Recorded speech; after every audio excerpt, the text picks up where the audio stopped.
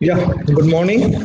Back here with a lesson which we are going to discuss. In our last class, we are discussing on TCP transmissions and TCP services. First, we had discussed the header format of an TCP and different fields in that particular TCP.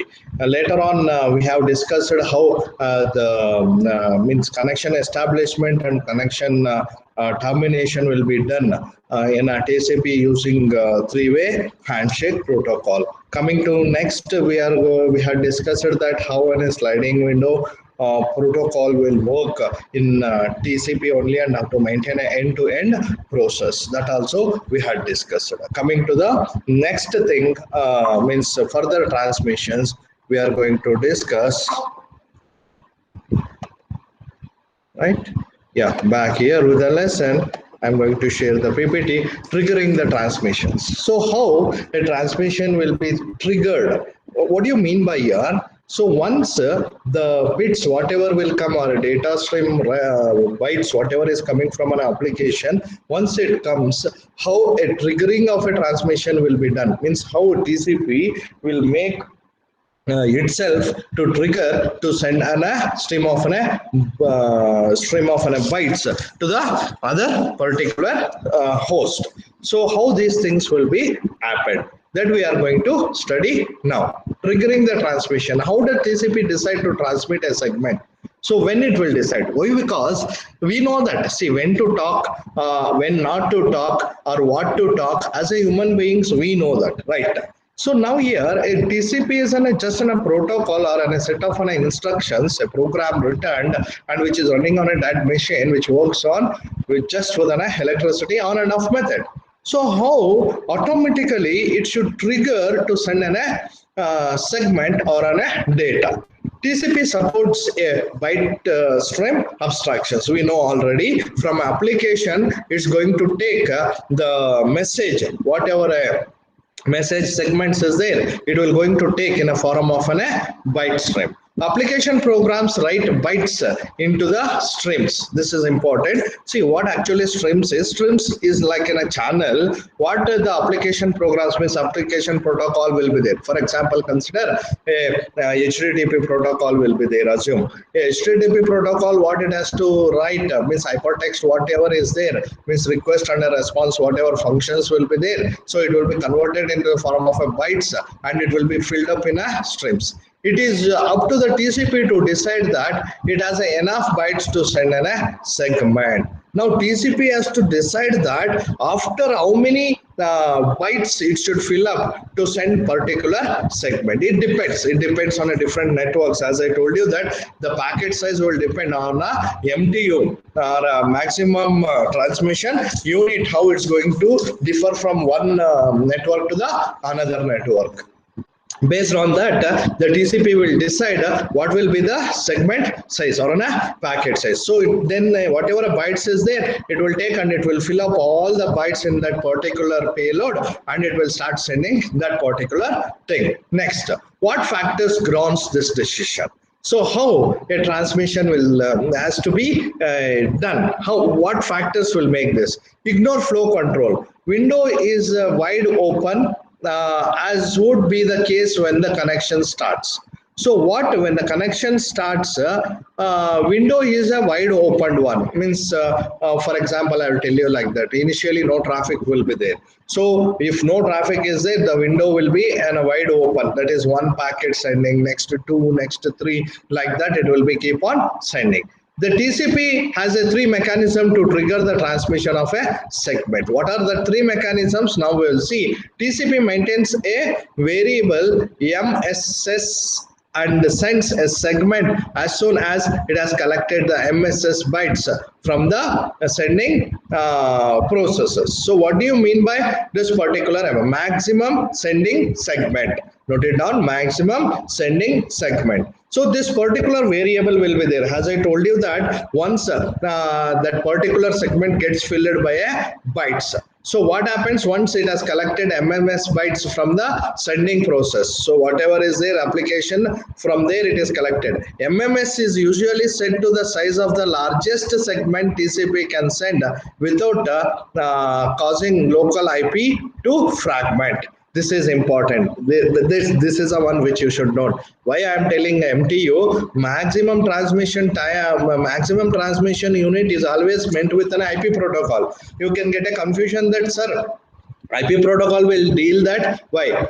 At least in a local network, for example, assume it's a Ether network. Ether network is 1500 bytes must be there, at least in a local network. That should be known to the TCP. So the segment size will depend, the MMS variable size will depend on that particular MTU. See, MTU of directly connected network, TCP header plus and IP header. So what is this? Including TCP header, whatever including TCP header is there. So including that, it should be a MTU. So that then segment, how the segment should be taken into consideration? The segment MMS will be taken into the consideration like this, removing that particular header from the maximum unit. So that will be your direct payload. That will be your MMS value. That many bytes it should take from that particular thing. Observe carefully. TCP header plus IP header, whatever is there. For example,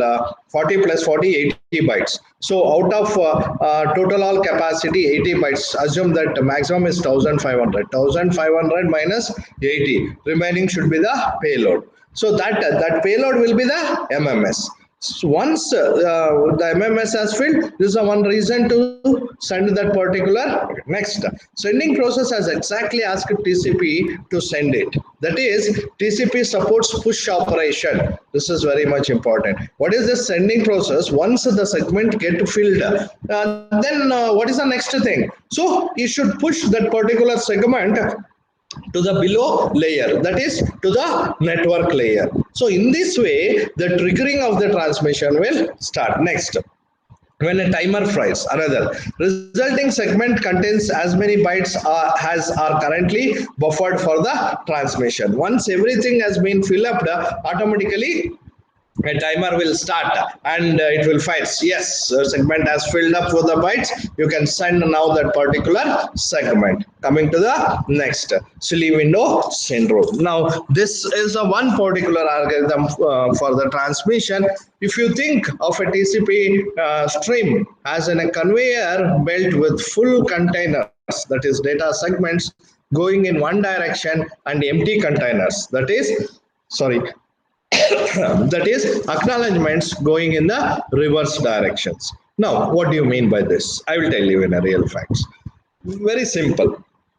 Very simple is like this. Now we'll take an example of some functions.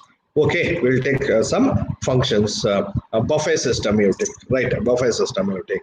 Whatever a containers is there, you will bring with the buckets and you will fill all the containers and you will serve that, right? Assume once the thing has been filled, you will bring back that empty containers and then again you will fill up and again you are going to send. So how the directions will be there? Reverse directions. That is, the data segments will move forward, the acknowledgement segments will come forward, means empty containers will come back. So in this way, always what are this data segments, the packets with this whatever bytes is filled and it will be keep on sending. Once it has been sent to the destination, their destination, what the destination system will do, it will take out all the payload, and whatever a header will be there, that empty thing, we'll call that as an empty container. So a number will be given to that, it will be sent back. Then MMS size segments correspond to the large containers, and 1 byte segments correspond to the very small containers. So 1 byte, almost all it corresponds to the minimum very small segments. So it will be there. For example, when it comes to the TCP, this one means when it comes with an TCP network and all, then automatically what happens, meanwhile in TCP networks, 1500 bytes, whatever will be there, that 1500 bytes, what it is sending, so it will take out that payload, it can be sending back, it can be depends on what will be the header size. So it depends on a networks. That is, for example, in a TCP 40 bytes or a 32 bytes header, if the sender aggressively fills any empty container as soon as it arrives, then any small container introduced into the system remains in the system indefinitely. So what do you mean by this? If the sender, whatever a maximum container, whatever is there, it will be filled and it has been sent. The small containers, whatever will be there, what for we'll use the small containers? For example, I'll tell you whether this particular link is invoked or not. For any control or flow control or control messages and all, for that the containers will be less. So then it will be used. So that indefinitely that will be there in a systems. Means that will be there in a networks. So it will be keep on flowing here and there. For example, see the small containers of a segments I will send to check the link, whether links are there correctly connected or not. So once if any link failure is there, that small containers whatever will be there will come back and inform the sender. That is, it is immediately filled and emptied at each end and never coalesced with the adjacent containers to create a large containers. So very important that small containers will not be combined. It's meant for one particular use. So it will be taken only for that particular use only. Means to send that type of a small control messages only it will be used. Now back here. How a silly window syndrome will work, you can see sender is there here. So MMS, the segments, you can see it's sending the segment number 1 and segment number 2 to the receiver. Then receiver is sending back the acknowledgements, that is acknowledgement 1 and acknowledgement 2. So this will be of again MMS. So now coming back here, you see this particular thing. What is this particular thing? If this is less than MMS, assume a small portion lost, it's there, it is there, it has to send. Yeah, it can be there. Always the segment size cannot cross MMS, but it can be below MMS. Now observe here, the sender, once 1 MMS full it's sending and another one less than MMS it's sending. But observe the acknowledgement also here, it will be in the same size. That is less than MMS acknowledgement, whatever is there, it will come back and with the next this which is there for a MMS. So in this way, the silly window syndrome will work. Means don't think that only 2 segments will go. First initially 2 segments will go, then 4 will go, then 5 will go, where again the sliding window protocol will play the role. Just once triggering of a transmission will be done with a silly window syndrome. Algorithm. What do you mean by it? If there is data to send, but the window is open less than MSS, then we may want to wait some amount of time before sending the available data. This first step you can see here, what is this? Now in a previous case, it's not like that. In a previous case, silly syndrome and all, even though if the segment, what it has to send or a data, what it has to send is less than MMS, not a problem, it used to send. But here what happens, it will wait. Means if the sending data of a window is less than the MMS, it will wait for some moment whether it can be filled. But how long you should wait? This is also an important thing. If long time if you are waiting, then there will be a delay in a message. Means what here actually is mine, even though it's a small amount of a data, if that small amount of a data it's not gone in a correct time, then there may be some problem. Then in the above case, it should wait. What time it should wait? If we wait too long, then we hurt interactive applications like telnet. So it will be a problem in a telnet video conference. In that applications and all, it is a very problem. What do you mean by telnet and all? Online working means I will give a terminal to my user. They will keep on working. Everything data will be collected in a one server where a telnet protocol will works. In that situation, waiting for too long will be a problem. If we don't wait long enough, then we risk sending a bunch of tiny packets and filing into the silly window syndrome. This is another problem, that a small tiny packets will go and it will fall in a network and it will become a loops. And there will be no difference between a control packets and this particular type of packets. Then what is the solution for this? Very important. See, in a silly window syndrome, what is happening? A small tiny packets will be there. It never goes with an MMS. MMS size is there, it will take. Otherwise, less it will take. The less packets, there is a confusion between the very less packets, that is the control, as well as this, where to move in a network. So in this problem, the tiny packets will make a lot of problem. Because of that, we came to Nagel's algorithm. What Nagel's algorithm is telling that until your MMS container fills, you wait for a data to come from right from an application protocol. But how long I should wait? If long time I should wait, what about a delay? The solution is to introduce a timer and to transmit when the timer expires. There is no other way. Now, how it will be done? We would use a clock-based timer. We will create one timer. How long we should wait in a Nagel's algorithm? We will create in a small clock-based timer. For example, one that fires every 100 milliseconds.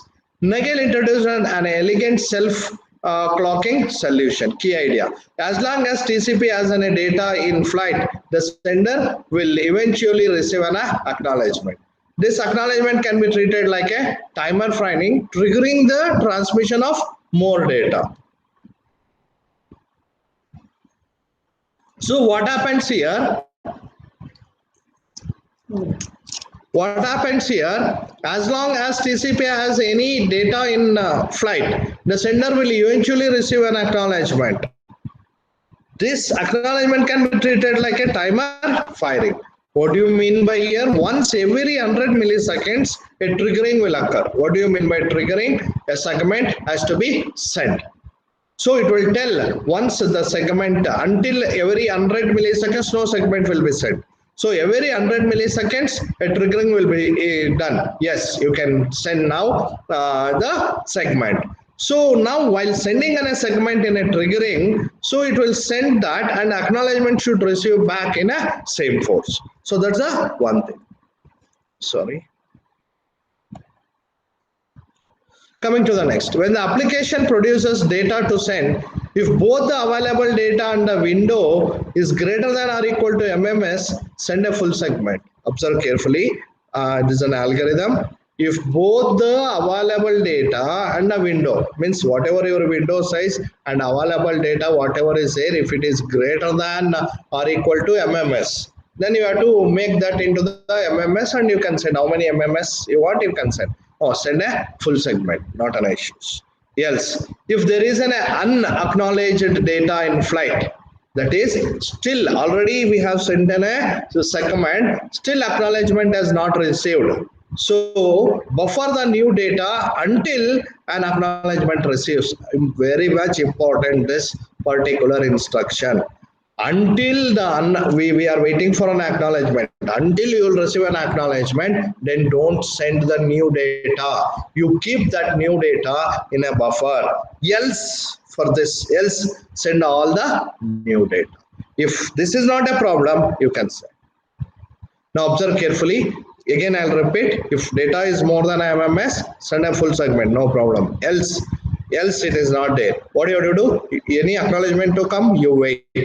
If no acknowledgement is to come, then send all the new data. Whatever new data is there, till then the timing means the waiting time has been completed. So like this, this algorithm will work. Adaptive retransmissions, original algorithm, how adaptive retransmissions will be done, means of one particular segments. Measure sample RTT for each segment slash acknowledgement pair. The first point is you measure a simple RTT. What is a simple RTT here? What is the time taken to traverse from a source to destination and back from a destination to source? This is a simple RTT. So what is the time taken? You measure first. Compute weighted average of an RTT. What do you mean by this weighted average time of an RTT? I'll tell you one example like this. Assume that the time taken to go to BMSCE and come back, just for a sake, I'll tell you, will be around some half an hour to go and half an hour to come, just for a sake, I'll tell you. 1 hour is a RTT. That's a simple RTT. Compute a weighted average of RTT. What do you mean by here? Now we will move from BMSIT to BMSCE. Assume that actually requirement is half an hour only, but due to traffic or traffic signals, traffic jam, it will take more time. Are you getting my point? Then to come back also it will take more time. For one packet it will take same time. For other time it will take more time. So this is called as a variation in a RTT. I will send 4 members of my students from BMSIT to BMSC. Assume that according to me, to going and coming back 1 hour is needed. They will come after 1.5 hours. The other set of 4 students will go and they will complete their work, come back after 2 hours. But another 4 students will come back within 1 hour. So what do you mean by this? So then what is the average time to all these 12 members for going and coming back? What is the RTT? So that is called as computed weighted average of a RTT. So that is estimated RTT. What do you mean by me as a estimation RTT? Estimated is 1 hour, maximum another traffic and I'll consider another half an hour. So 1.5 hours to go and come back. Assume it's my thing. Alpha into estimated RTT plus 1 minus of alpha into sample RTT. So what is your alpha between 0.8 and 0.9, a probability you are going to take. So then set timeout based on estimated RTT. Now maximum you take. I have estimated my RTT is like this. How I am going to calculate my estimated RTT, I'll tell you like this. For example, assume that I have estimated for 1.5 hours. So 1.5 hours into 0.8 or between that, assume 0.8 plus 1 minus of 0.8, that is 0.2 into 1 hour. So that is the calculation. That is a estimated R. So I repeat, if you want to calculate, you can calculate, not issues. Estimated is around, I have told you, 1.5 hours. That is 60 minutes plus 90 minutes. So I'll do a sample calculation here. Now you can see, 1 minute.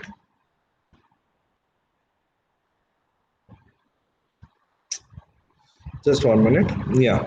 Now, if I take like this alpha 0.85, I will take, assume 0.85 into so 60 plus 30, so 90 minutes. Assume this is my estimated thing. That is 76.5. So 76.5 plus. Okay. So that is next 1 minus 0.85. So 0.15 into, assume 1 hour, 60 minutes is actual required according to the destinations. Just 1 minute. 1 minus 0.85, sorry, 1 minus 0.85 into 1 hour, that is 60, see 9 plus 75.5, I think we are calculating. So total is 84.5. Total estimated RTT is 84.5. What a timeout we can fix? What is a timeout we can fix for an acknowledgement? Means the data to go there and come back. What's an acknowledgement? Maximum acknowledgement timeout you can fix is 2 into that. That is double of that. That is into 84.5 into 2, 169. So 169 milliseconds you can keep. So in this way, you are going to calculate the additive time for a retransmission. Then how the original algorithm is going to work? Problem. Acknowledgement does not relay acknowledgement a transmission. It actually acknowledges the receipt of data. It never depends on acknowledgement does not depend on any transmissions. When acknowledgement will be done, whenever actually the data has been sent, acknowledgement is just a receipt.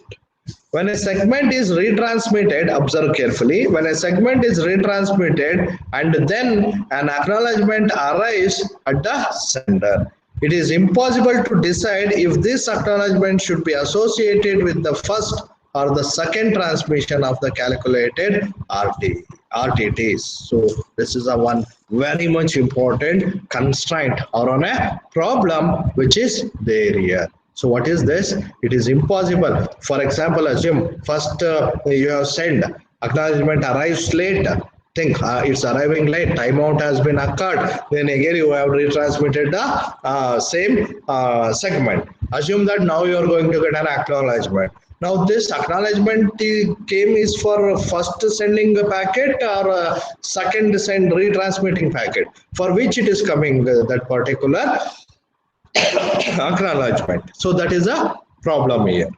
Now for that again we count for Karn algorithm. Now we'll see how this particular Karn algorithm is going to work. Now, assume sample RTT is actual one, I told very clear. Now original transmission is going from sender to the receiver. Acknowledgement not came, time has been waited. After waiting on a time, retransmission has been sent. Once the retransmission has been sent, again acknowledgement came. Now it's okay, no problem in this particular case. Original what is the retransmission again here? Observe carefully. Now I'll tell you the problem. The problem is very thing here. The sender has sent an original transmission. Time waiting is there. Till the timeout, this is a timeout phase. Till the timeout, the acknowledgement not came. So again, retransmission has been done. Now the acknowledgement came. Once the retransmission has been. Now here the problem arises. That is, whether this acknowledgement is for this retransmission data segment or original data segment. Note down this particular gap here. This gap you have to note down. So this is a one. Now coming to here. Do not simple RTT when retransmitting. Double timeout after each retransmission has to be taken into the consideration. Now come back to the figure. Now we observe here, what is a simple RTT? We have seen this. This is a simple RTT. What is that? Acknowledgement has to go and it has to come back. Okay, so that has to be taken into the considerations.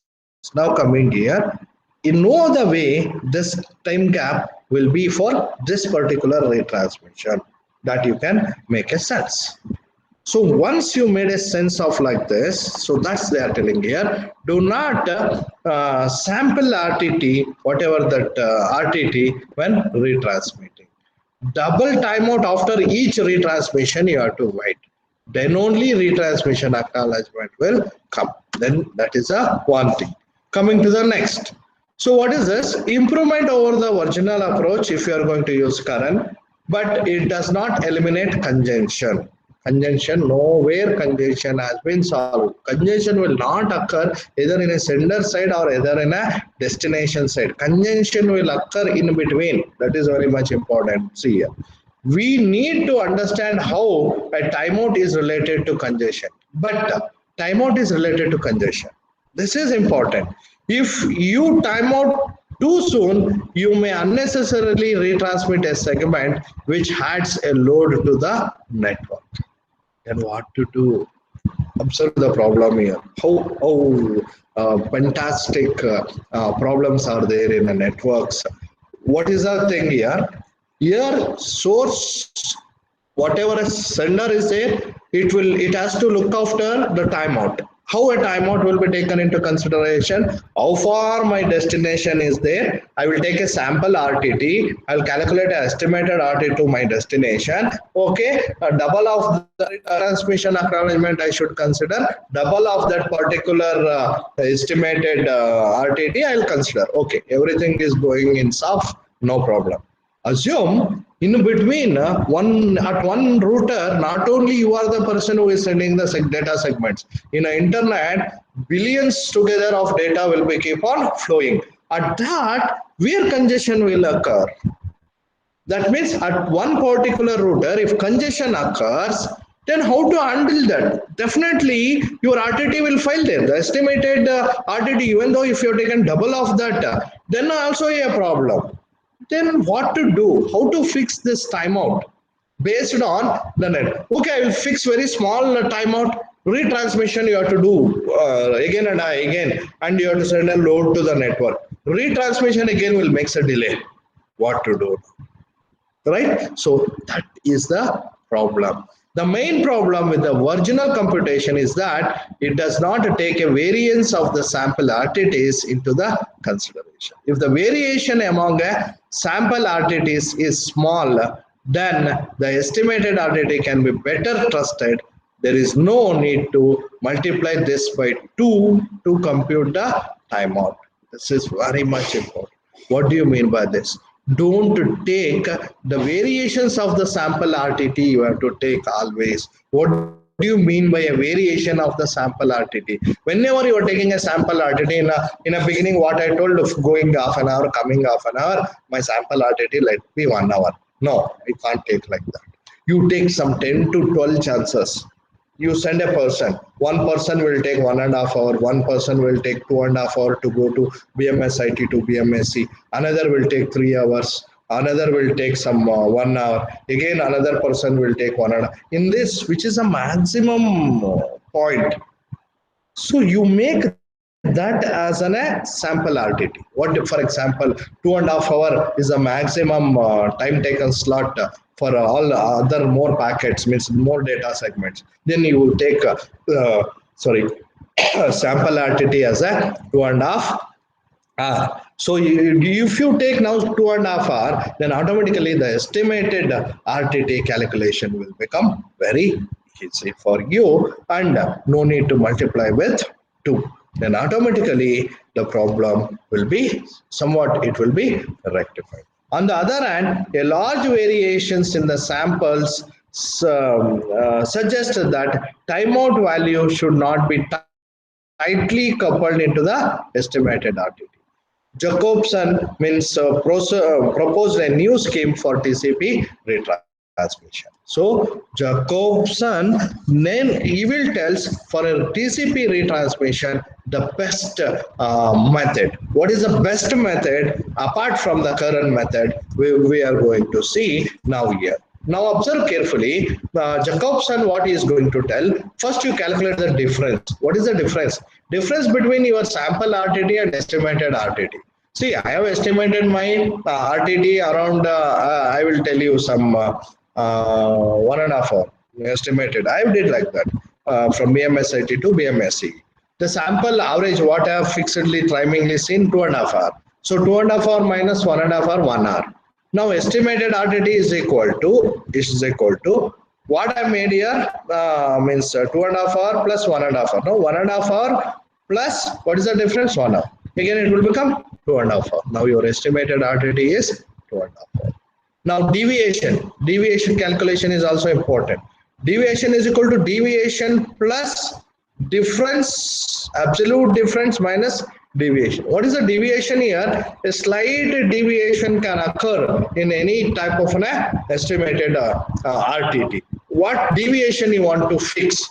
Maybe some 15 minutes, maybe some 20 minutes, like that. Now timeout, how you are going to fix? Estimated RTT plus that deviation and mu you are going to take. What is this?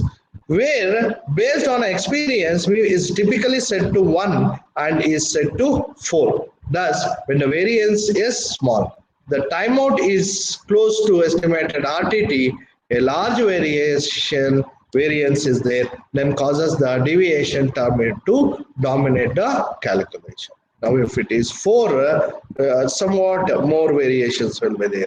Assume 1 plus deviation you are going to take.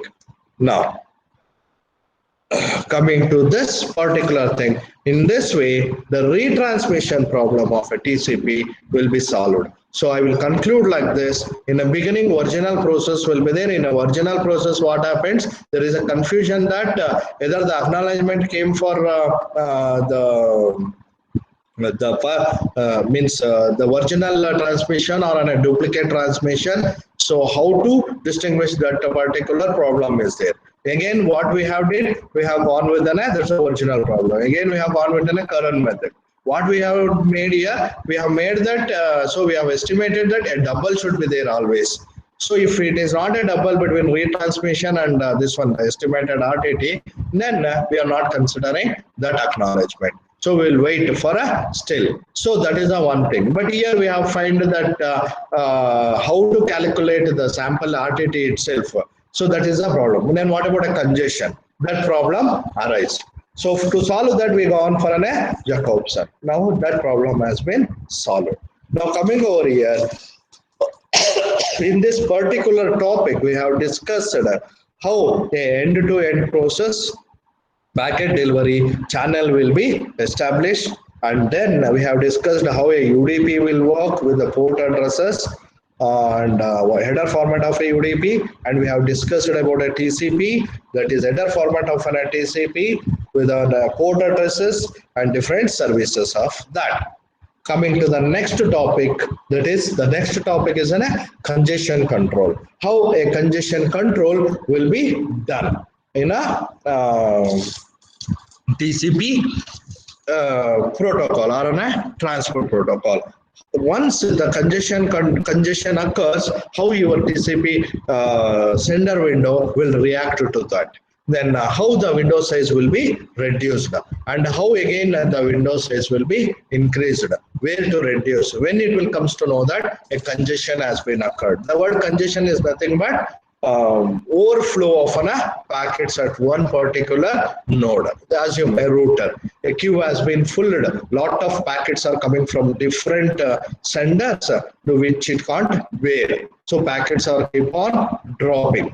Then that situation is called as a congestion. Okay, that we are going to study in the next coming topic. So I'll stop this sharing. Just a minute.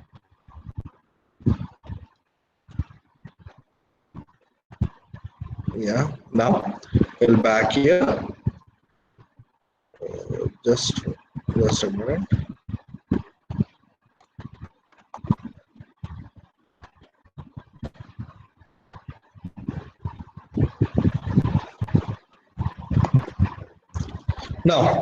Now see, this chapter 6 of your textbook will deals with congestion control and resource allocations, how a resource allocation will be done and how a congestion control can be done. So we are going to deal with this particular things here. Problems.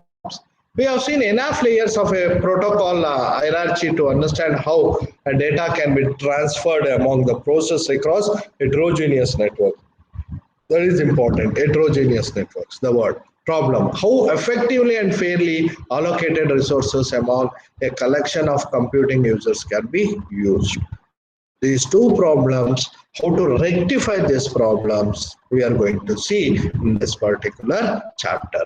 Issues in resource allocations, queuing disciplines, how a queuing should be done and how a queue should be maintained. Then TCP congestion control, how a different congestion controls you can do. Congestion avoidance mechanism. What do you mean by this? After congestion, giving a solution. Before that, precaution is better than cure. Correct? No. So we'll take a precautionary that no congestion should occur. So that is called as congestion avoidance mechanism, like our traffic signals in a Bangalore city. Traffic signals is for a congestion avoidance, traffic jam avoidance, not to go for a traffic jam. The traffic signals are there, so it's avoiding. Same concept here. To avoid a congestion itself, some congestion avoiding algorithms will be there. Then we are going to study the quality of service based on resource allocations and these congestion controls. So this thing we'll study in next coming classes. That is congestion control and resource all. What is resource and all? I'll tell you in tomorrow's class again at 10:50 a.m. Tomorrow we'll start a class. Okay. Uh, hello, hello, listening. Yes, sir. Hello. Any doubts is there? You can ask me now. Any doubts? Any doubts? No, sir. Any doubts No, is sir. there? No, sir. Okay, for test, be ready. The MCQ questions I have given almost all from module 3. It will be based on TC, this one, computer networks, IP protocol, and some routing. It will be there. So that questions I will ask. And again, some extensions of module 2. Last time what I have left out, that is Ethernet. Almost all on based on Ethernet, some questions is there. So you can answer easily, not an issues. So next tomorrow we'll go with the next further topics. Thank you very much. Thank you. Thank you, sir. Thank you, sir.